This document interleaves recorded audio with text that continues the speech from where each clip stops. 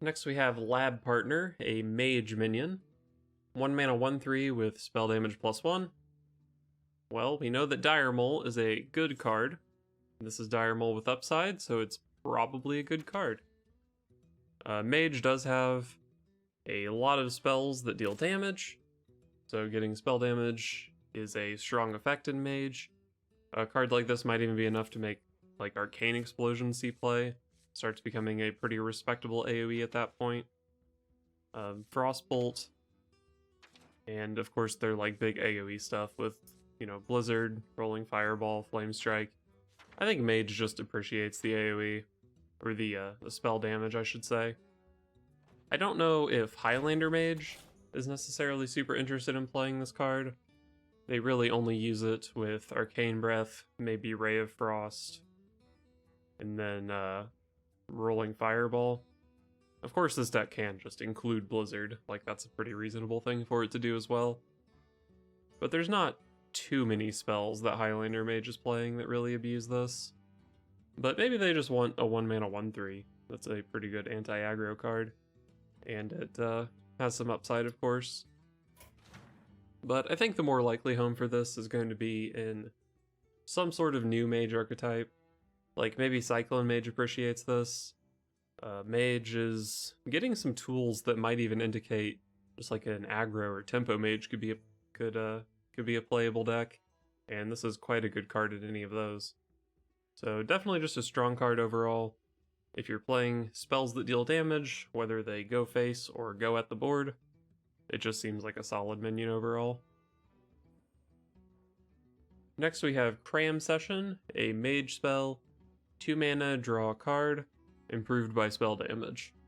So if you want to play Cram Session, maybe your lab partner is definitely looking pretty good at this point. With even just 1 spell damage, this is 2 mana, draw 2. And 2 mana, draw 2 is quite strong. Mage also plays Astromancer Solarian, which is a good enabler for this. Maybe even Azure Explorer is pretty good as well. Blood Mage Thalnos always playable. And Mage already has some other incentive to play spell damage with Ras Frost Whisper, I believe the card is called. The legendary Mage Shaman card that's better Despicable Dreadlord. So another payoff card to include some spell damage in your deck seems pretty strong. I don't know if Highlander Mage can necessarily play this card because it's hard to fit enough spell damage. Spell Mage obviously can't really reliably play spell damage minions, but maybe they just generate enough spell damage stuff with like Font of Power or whatever that maybe you could just cram some Cram Sessions into this deck list. But this is another card that I think is more likely to see play in some sort of like Tempo Mage archetype, Cyclone Mage, some sort of Mage deck that we're not currently seeing in the meta. But really, like any Mage deck that can consistently improve this by spell damage once is very interested in playing this card, I would say. Next we have Primordial Studies, a spell for Shaman and Mage. 1 mana, discover a spell damage minion, your next one costs 1 less.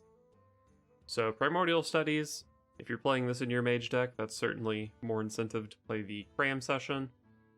And maybe even Spell Mage could afford to just play like double Cram Session, double Primordial Studies, and maybe that's enough spell damage generators to play the Cram Session. But just in general, I'd say this card seems pretty solid. The class spell damage cards for Mage are all reasonably strong. And generally, like there are certainly some stinkers in the neutral pool.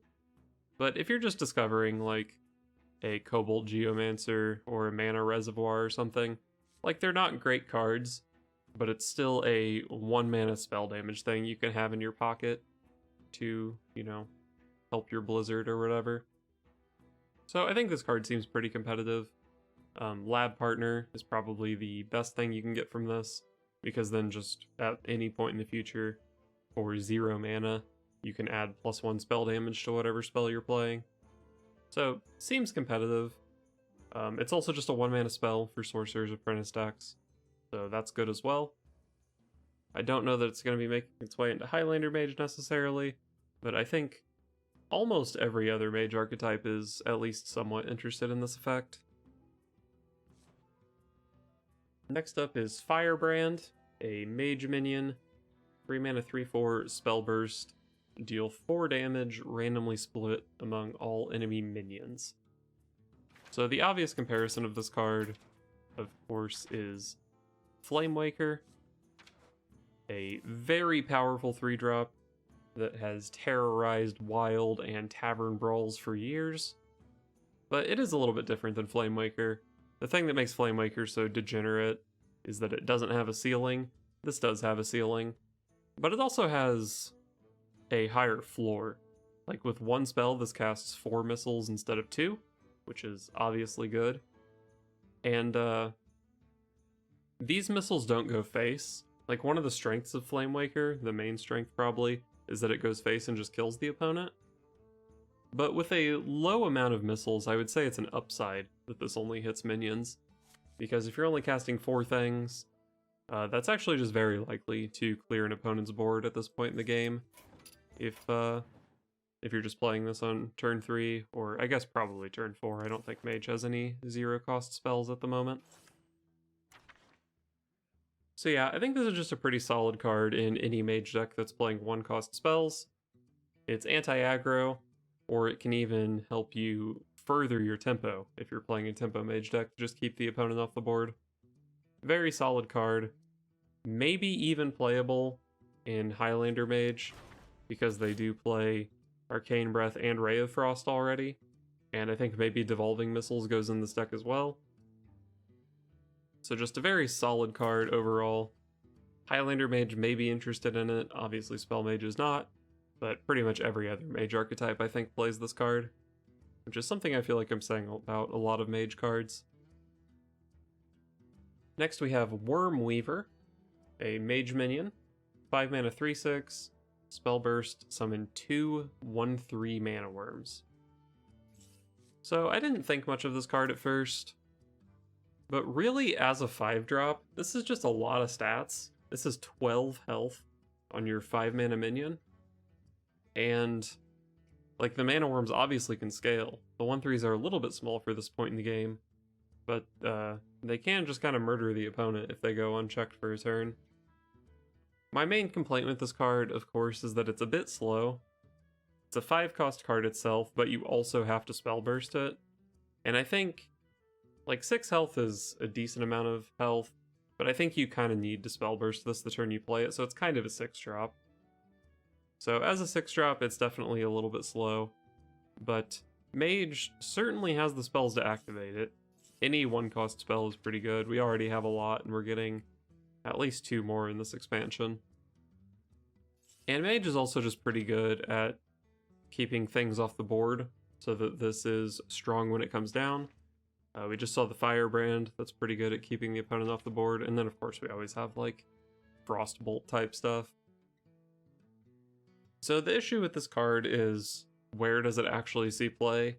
I think definitely not Highlander, not Spell. I think even for like Cyclone Mage, this is probably too slow. So I'm really looking at like a dedicated tempo Mage, and this would probably be like one of the more expensive cards in the deck. Is that going to be the most playable Mage archetype? Honestly, it could be. But if the most playable Mage archetype is anything else, I think this card probably won't see much play. Next up we have Brain Freeze, a spell for Mage and Rogue. 1 mana, freeze a minion, combo, also deal 3 damage to it. So 1 mana freeze a minion is actually a pretty reasonable effect. Ray of Frost is a really strong card, and usually you're just playing it as 1 mana freeze a thing. Of course, it gives you another thing that's 1 mana freeze a thing, but Brain Freeze has a combo on it that's actually pretty good. 1 mana deal 3 damage to a minion. We've seen that that's a playable card with Holy Smite, and this does have the flexibility of just being played as a freeze effect as well. I'm not really super sure if this card will see much play.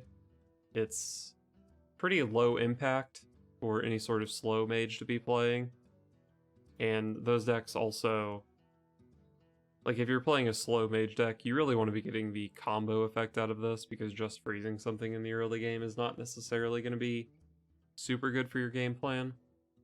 But any sort of mage deck that plays like Sorcerer's Apprentice is certainly going to be more interested in this card, because casting it for 0 mana is really appealing, and on a Sorcerer's Apprentice turn, it's going to be very easy to combo this, of course. Mage does have a lot of playable 1 mana spells though, so I'm not sure how many of them this beats out, even in like a Cyclone Mage or something. But at the very least, this is probably going to be one of your better hits off of Magic Trick pretty often. In Rogue, I'm not sure how much play this will see. I don't really see this just like slotting into Galakron Rogue. They already have like all the Galakron stuff, and then either like a stealth package or a secret package or something competing for deck slots. But it is, like, if you're not comboing this in Rogue, it's a pretty good combo activator for an Evil Miscreant or an Edwin or whatever. It's also pretty good at buffing up a questing adventurer. But I think in Rogue, it might end up just being a little bit too low impact of a card. So I'm not really totally sure what to think about this card. It's definitely interesting, but could quite possibly not be playable. Next we have Trick Totem for Mage and Shaman. This is a 2 mana 0/3 totem. At the end of your turn, cast a random spell that costs 3 or less. Well, how on earth do I evaluate this card? There are so many spells that cost 3 or less. This is just like one of the most high variance, unpredictable cards in the game. So I hope this card is not playable, I'll say that. But as high variance as it is, I do think this effect is a positive more than it's a negative. Because, like, the nightmare is that you just hit Frostbolt and kill this, and that's very sad. But you're equally likely to hit Frostbolt and kill the opponent's thing, or hit the opponent in the face. So any sort of targeted thing like that is going to be mostly like 50-50 on good or not. Same thing for buffs, I guess not Blessing of Kings because it costs too much mana, but Library of Wisdom or whatever, that's kind of, depending on how the game is playing out, 50-50 on whether or not it's good. And like, the buffs are better the more minions you have, but the removal spells are better the more minions your opponent has, so that variance kind of cancels out as well. But on top of all that stuff, you can also cast like secrets, and secrets never have a bad target, so I do think there's more like Frost Nova as well. So I do think this is good more often than it's bad, but it's still going to just lose games the turn you play it sometimes. And it's also just going to snowball out of control and win games sometimes when you play it. So it's definitely one of those cards, huh? Unfortunately, I do think this card is very playable in Shaman. Mostly just because it's a 2 mana 0/3 totem. A lot of Shaman's strength comes from landing Totemic Reflection on curve. And compared to your hero power totems, or even compared to Evil Totem, this has basically just an extra health, which makes it hard to remove. So I think it might see play just based off of being a 2 mana 0/3 totem. But outside of Totem Shaman, in like some sort of other aggro shaman or control shaman, or getting into like Tempo Mage or Highlander Mage, I think this card is probably not going to be good enough just as a 2-drop. Like, also a lot of times this can just kind of whiff. Like if you just give your totem Wind Fury or something, it kind of was just a 2 mana 0/3, and 2 mana 0/3s get value traded pretty hard.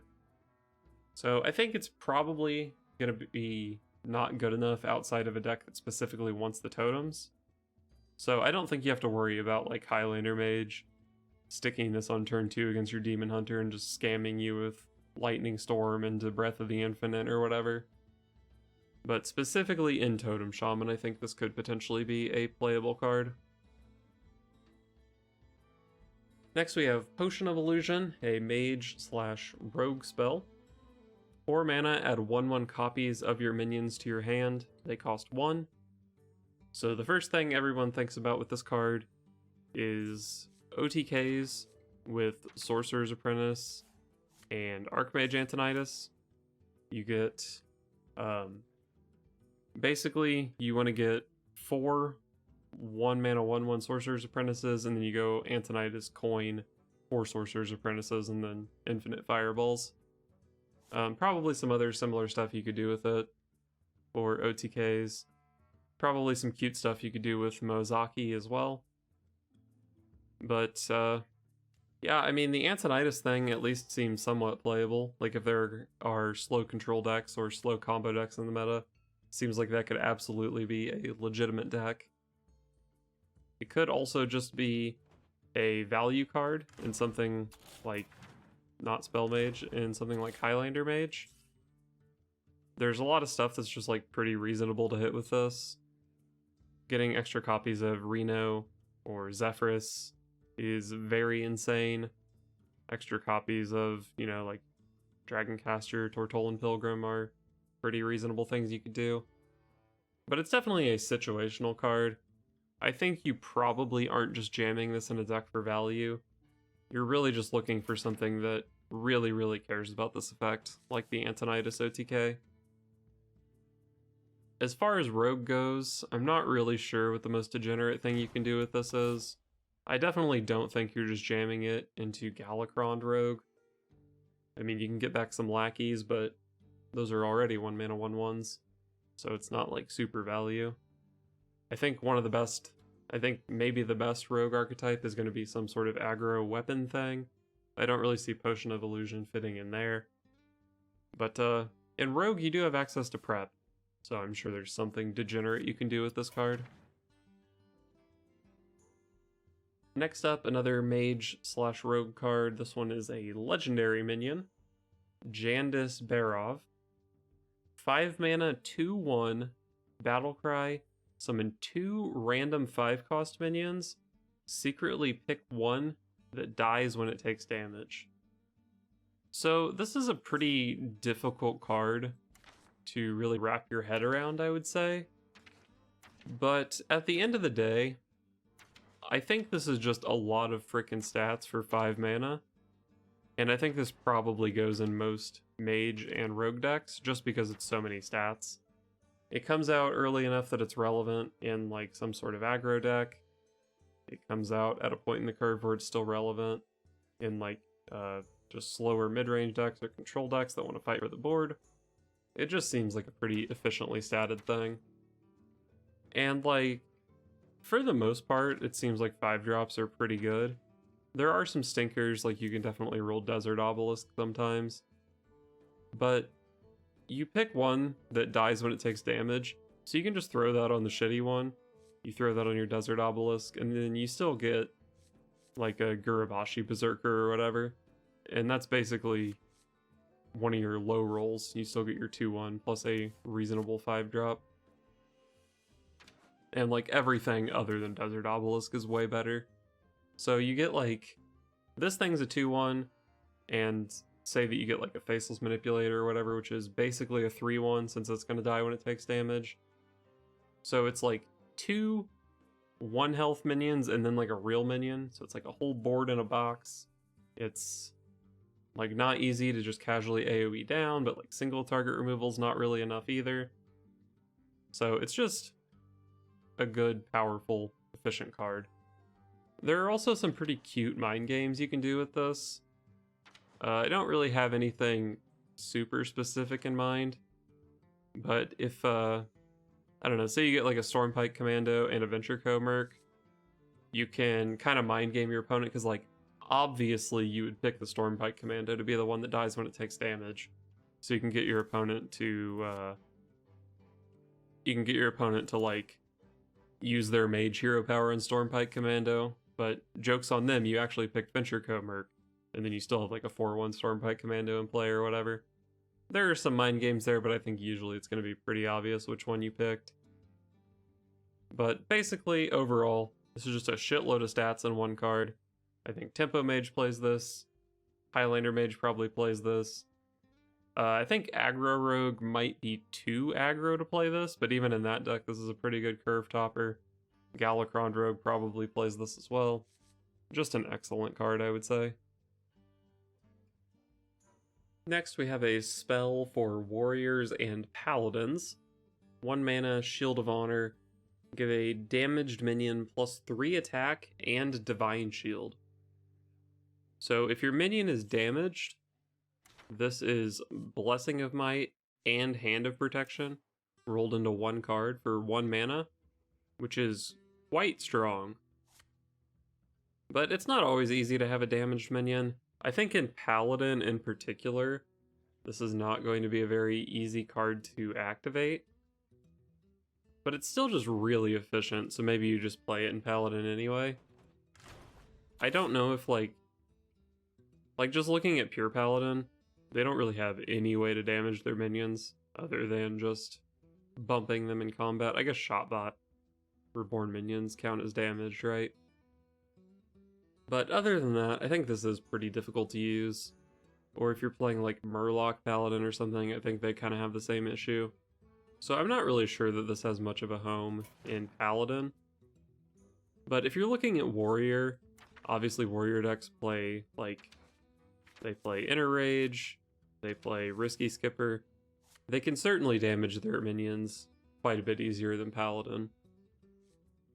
And if we just take a look at Enraged Warrior, this deck already plays Rampage to pretty good effect with their Inner Rages and Risky Skippers, and they do their like Horcron Bloodsworn Mercenary garbage, or they just buff up a Warmaul Challenger.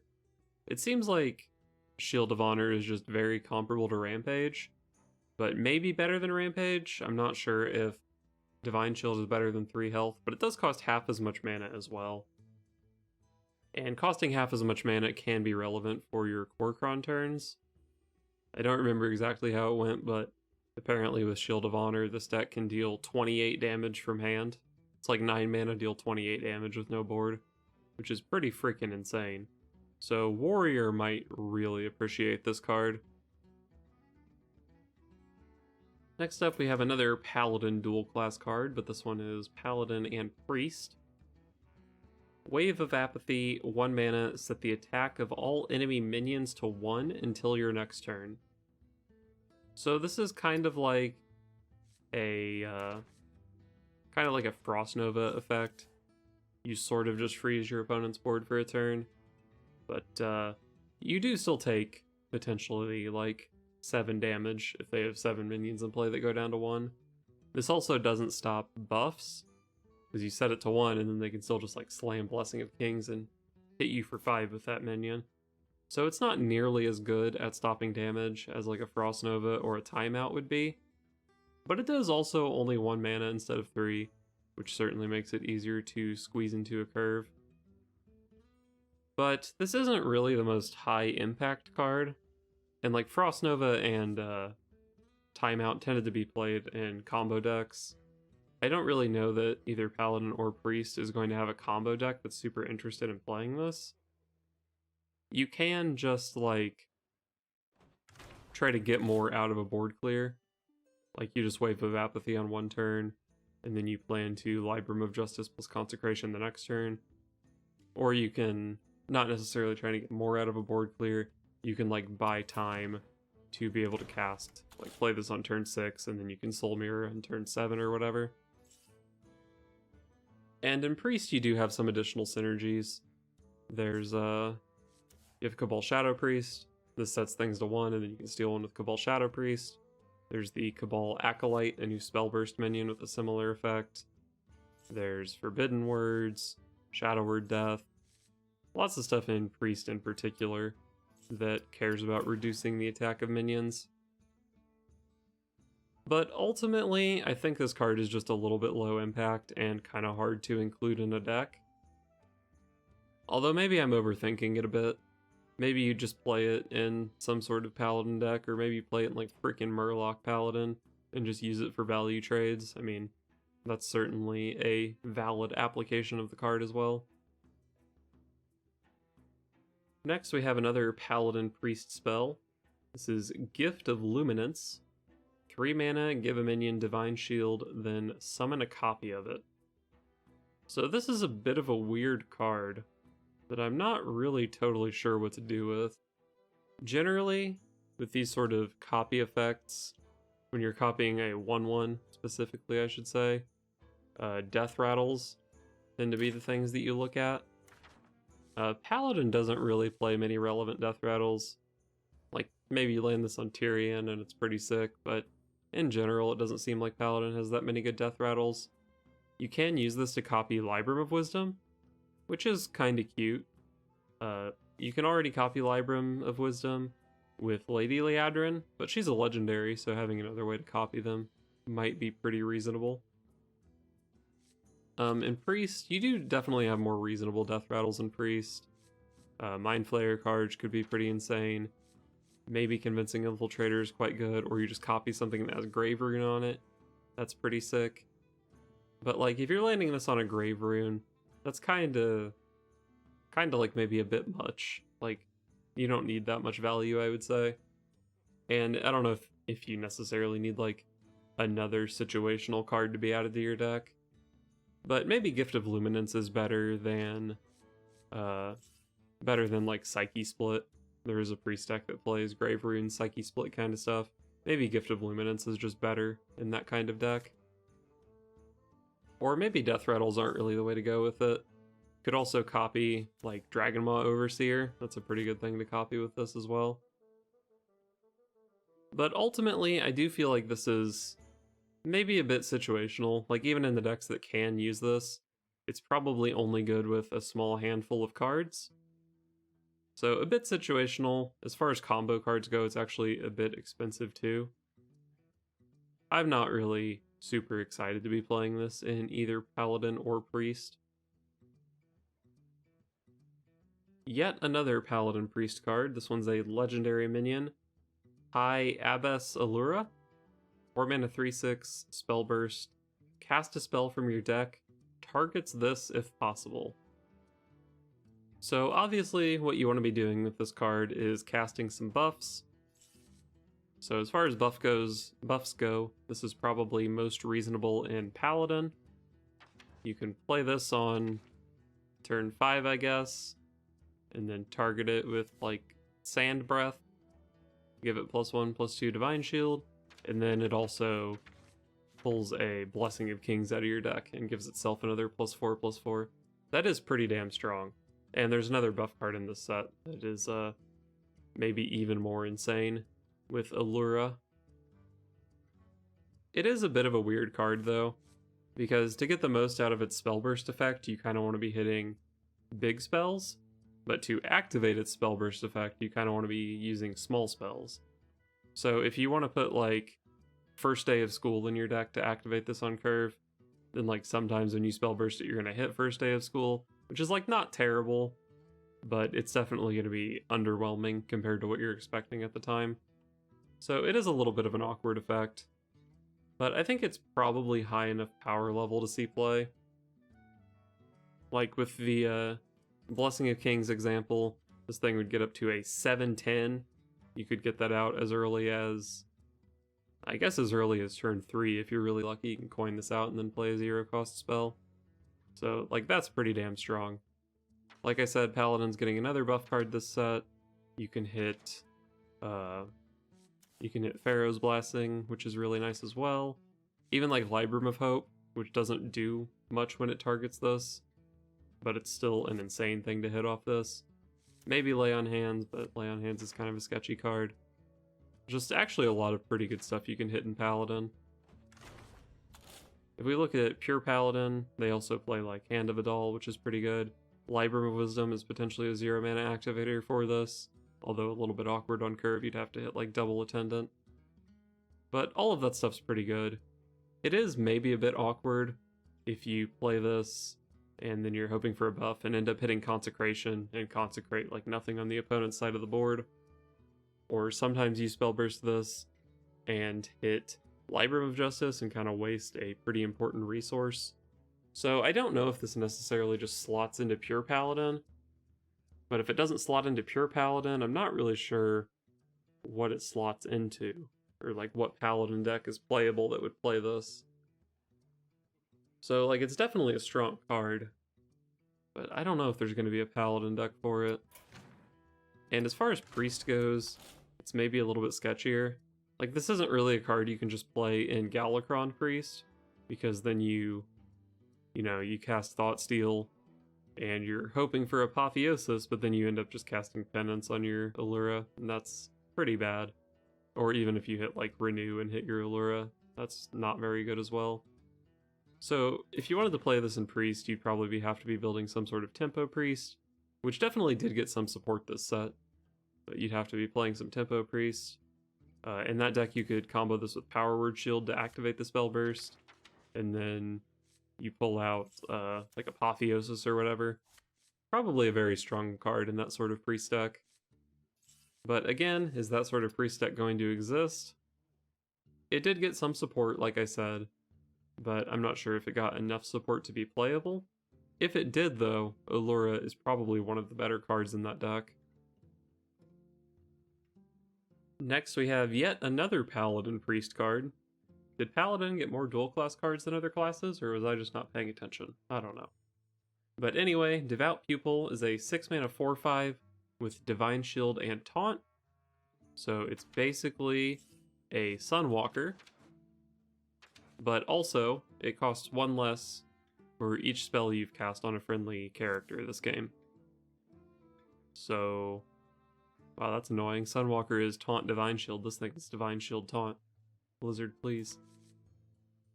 But yeah, Sunwalker is not that bad of a card for 6 mana. This thing can cost 0. 0 mana Sunwalker, obviously super broken. But even like 4 mana Sunwalker, pretty damn good. And if you're playing it for any less than that, this card is insane.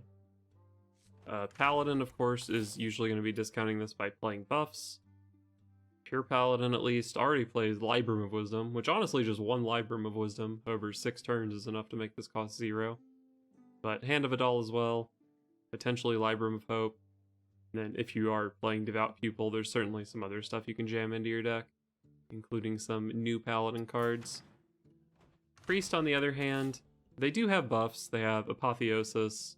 Maybe in that Alura deck with like Power Word Shield and stuff, this card could also be pretty good. But even in just like a Control Priest, you've got, Penance, Renew, Shadow Word Death, Shadow Madness, Time Warp. Now, hold up a second, illiterate version of myself from last night. That's not how this card works. It says casting spells on friendly characters, so you probably do not want to be Shadow Word Deathing or Time Warping your own minions. But Priest does still have some buff stuff. The Renew still works, Apotheosis still works, Power Word Shield, Psyche Split, Grave Rune, all that stuff is reasonable for this card still. So this has a lot of discounters in both classes, and really like multiple archetypes within those classes. So a lot of activators for it. It's just a very strong card in a vacuum. So I have to imagine that this card probably sees a reasonable amount of play. Very strong card, honestly. Next up we have Lord Barov. 3 mana 3/2 Battlecry. Set the health of all other minions to 1. Death Rattle, deal 1 damage to all minions. So obviously the Battlecry and Death Rattle on this card work together to be a board clear. But I think the Death Rattle on this card is kind of a bait, because like your Battlecry and Death Rattle are generally not going off in the same turn. I actually don't know if Paladin has any way to kill this, any reasonable way to kill this the turn you play it. And for Warrior, you can like sword and board it, but other than that, it's not really easy to kill this. So I think for the most part, you can kind of just ignore the Death Rattle on this card, and it's just 3 mana 3/2 cast Equality. And it turns out, when you discount a card by 1 mana and slap a 3/2 on it, it's just pretty broken, even if you ignore the Death Rattle. Just Equality on a stick. And I think pretty much every deck would play Equality on a stick. Like in Control, obviously. It's a nice board clear when paired with Consecration, Wild Pyromancer. Warrior probably makes even better use of it because they can play it with Risky Skipper or Whirlwind or Bladestorm or whatever. But it's also just like a good card in aggro decks as well. Even if you're not playing, you know, Wild Pyromancer or Bladestorm or whatever to activate it, you can still just like trade tokens in, like your Paladin Hero Power tokens or lackeys or whatever, or even just like your warrior weapons that don't have much power. You can just use this to take out a big threat or like push through a winged guardian that Ramp Druid is playing or something along those lines. So it's just like a good card in Paladin and Warrior. It's a good card in aggro and control. So just a great card. I said earlier that you can kind of just ignore the death rattle, but I almost feel like the death rattle on this is sort of a downside, which is really weird because of how much synergy the death rattle and Battlecry seem to have. But like I said, they don't go off in the same turn, and since they don't go off in the same turn, I think you're usually clearing your opponent's board anyway. So you're going to end your Barov turn with you having a board and a death rattle that negatively impacts the board overall. So it's kind of just like, you're going to answer their board, and then they can kind of use this to answer your board a little bit. But this card is still broken. It's a quality on a stick, even if it has a little bit of a downside. It's still quite playable, and I might be overthinking the situation a bit too much, and it's not even a downside. Next, we have yet another dual-class Paladin card. This one is paired with Warrior. It's called Commencement. 7 mana, summon a minion from your deck, give it Taunt and Divine Shield. So I guess this card makes sense as a Paladin Warrior card. Paladin has the dual archetype. This is another enabler for your dual type minions. And Warrior has the Dimensional Ripper archetype. This is another enabler for those as well. So I think in dual decks, you're pretty happy to play this card. And Dimensional Ripper decks, you're probably pretty happy to play this card as well. Now currently, both of those are meme decks. But there are meme decks that are getting more support in this set, so maybe there could be something there. Much of the time on a card like Dimensional Ripper or Duel, like, a lot of times you're going to be wanting to pull taunts off those anyway, like Scrapyard Colossus or something along those lines. So giving it taunt is maybe a little bit redundant. But it turns out just getting like a 3 mana discount on Scrapyard Colossus and giving it Divine Shield is good enough. You don't necessarily need to be milking literally every point of value out of Commencement. So it does seem like a pretty solid card. It also seems like a card that makes Rattlegore look a little bit more reasonable. The 9 mana 9/9 warrior thing that Death Rattle comes back with -1/-1. Not sure if it's good enough to make that see play, but it's reasonable enough. Fine card in Dual Paladin, fine card in Dimensional Ripper Paladin, or in Dimensional Ripper Warrior, but remains to be seen if either of those is a real deck. Next we have a Paladin Legendary, Turalyon the Tenured. 8 mana 3/12 with Rush. Whenever this attacks a minion, set the defender's attack and health to 3. So this is basically 8 mana, kill a thing, leave yourself with a 3/9. I've seen a lot of people who didn't think much of this card, but I actually think it's pretty reasonable. The most common comparison for it is Natalie Celine, and I do admit that compared to Natalie Celine, it doesn't really look that great, and Natalie Celine doesn't really see much play right now. But I think the two classes are quite a bit different. Priest has access to, like Shadow Word Death, they have Time Warp, they're pretty good at single target removing minions. But like Paladin is not super good at that. Their best options are like Subdue, which doesn't even deal with the threat, or Eldar Peacekeeper, which is in a similar boat. So I think Paladin is just more interested in this card than Priest would be. But I also think that it's not necessarily true that Natalie Celine is always going to be better. I think it's pretty common that a card like this would want to kill like a Shield of Galakron or something, and then your Natalie Celine is an 8/5, and your Turalyon is a 3/9. I think a 3/9 is considerably better in that scenario. And I don't really think that, at least in the current meta, you're not really killing like a ton of huge stuff. There's like Edwin Van Cleef, and like sure, it's nice to have an 8/12 instead of a 3/9. But I think those situations are more rare than killing like a mid-game threat. So I think Turalyon looks pretty decent.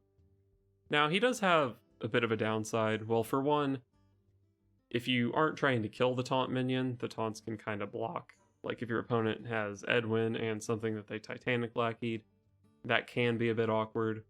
Or if the thing you want to kill has like Divine Shield, which is probably not a real thing.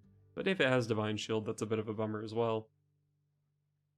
And I guess there's also the situation where, like, no longer comparing this to Natalie Celine, but if you want to kill something, if you just want to run this into like a Lackey or something, this does buff some of your opponent's minions up to a 3/3 when you attack into it. But I think that's pretty rare. And if you're able to like play this and run it into a Lackey or something without just being dead, I think that's just kind of fine. I don't really think it's a big deal. Or if you take out their Edwin and then like this survives a turn and the next turn you're attacking into a Lackey or a 2/2 or whatever. Like I think if you're up against an aggressive-ish deck and this thing gets to attack for a second time, you don't really care that it's getting dropped down to a 3/6 instead of like a 3/7 or a 3/8 or whatever. I just don't really think that's super relevant. But basically, I think this card is pretty good because I think Paladin is interested in a big threat that removes another threat, basically. I think it could just slot pretty easily into pure Paladin, or like really any other slow Paladin archetype could play this. And it's certainly a good card in the dual/commencement Paladin as well. Another card for dual Paladin, we have Judicious Junior, 6 mana 4/9 lifesteal. Pretty boring looking card, but it's got a lot of stats for 6 mana. Lifesteal is a pretty powerful effect. It does sort of seem like if you're up against an aggro deck, and this manages to stick for a turn, or if you manage to play this without being dead, I should say, the aggro deck is probably never going to be able to kill this. But even in that scenario, it does still only heal for 4 per turn, and only kills 1 minion per turn. So even if you're not immediately dead when playing this, I feel like your opponent can afford to just kind of ignore it and kill you over multiple turns. Of course, as a lifesteal minion, it does scale really well with buffs, so maybe in practice that won't necessarily be true. But it's still pretty slow. I mean, it's a 6 mana thing that you're hoping to be good against aggro, and unlike something like Walking Fountain or whatever, it doesn't have Rush to immediately abuse the lifesteal.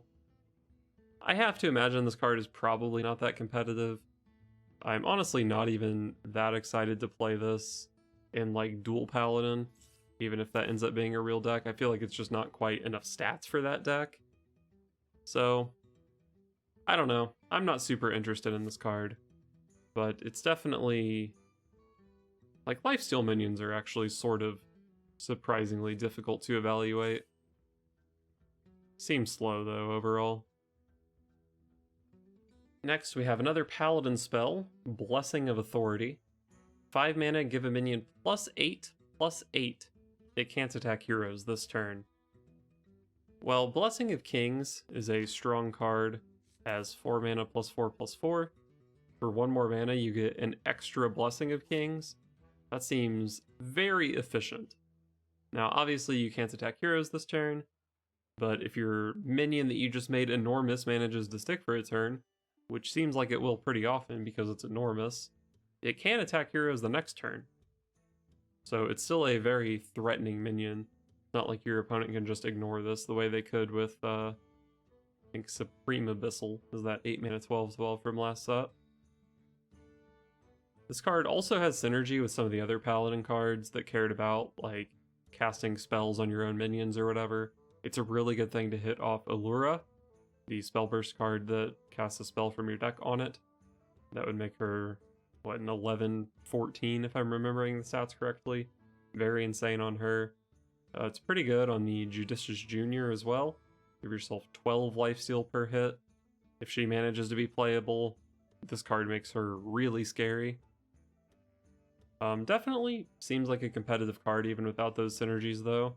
Like maybe you just jam this in pure Paladin, manage to stick it on even just like a shot bot or something, and that shot bot's pretty freaking scary. Maybe something like Murloc Paladin cares about this card. I can imagine if there's like a Highlander Paladin, they'd be interested in playing this card. It just seems like a very efficient Paladin card, sort of in the same way that Blessing of Kings is. But not quite as murdery if you're up against a Shadow Word Death deck or something. Next we have Argent Braggart, a Paladin minion, 2 mana 1/1, Battlecry, gain attack and health to match the highest in the battlefield. So if your opponent has a Ysera in play, this is a 2 mana 4/12, that's pretty strong. If your opponent has a Ysera and a Magma Rager in play, this becomes a 2 mana 5/12 because I believe it steals the best stat from, or the best of each stat. So that is pretty strong. This is a card that has quite good synergy with the Blessing of Authority we just saw that gives something +8/+8. So you give something +8/+8 and then play this and it has like, you know, 10/10 stats or whatever that minion just went up to. So it's definitely a lot of stats that can be packed into a 2 mana card. And even if we're not getting too ridiculous, even if you're just going like 1 drop into Hand of Adal, this is still like a 2 mana 3/5 on the following turn, which is quite strong as well.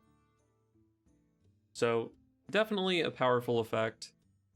I do think maybe people are overrating this a little bit, because on its own, it's definitely a weak card if you have like nothing on board, and if like the boards are equalized, you can't really play this at all. And it does have some anti-synergy with like equality type effects, the Lord Barov or whatever, because like if you're clearing the opponent's thing, like you kind of want to play this before you shrink the opponent's thing, but then your shrink effects will shrink this thing as well, so it's a little bit awkward in that way. Also, if you're playing this from ahead, it's not, like, how do I say this? Like, if you're playing this from ahead, all of your opponent's AoE is still clearing your board. Because, like, if you had a 4 health minion and then you play this thing as another 4 health minion, your board is still dying to whatever could have killed the previous 4 health minion, right? There's also the issue that, like, even at its best, this thing is still just a pile of stats idiot. So, like, in the example from earlier, if your opponent's biggest thing is, like, the Ysera, or if they have, like, an Alexstrasza into Ysera or something in their Druid deck, you play this, it's like, whoa, 2 mana 8/12, sick. But then they just ignore it and hit you in the face for 12 and you die or whatever. So even as, like, a huge pile of stats, it's, like, it's still just a pile of stats. And to get, like, super value out of it, like, this is a 2-drop, you kind of have to hold it for later in the game most of the time to get super value out of it. But at the end of the day, it is still just a lot of stats on a 2 mana minion, so it's probably a competitive card.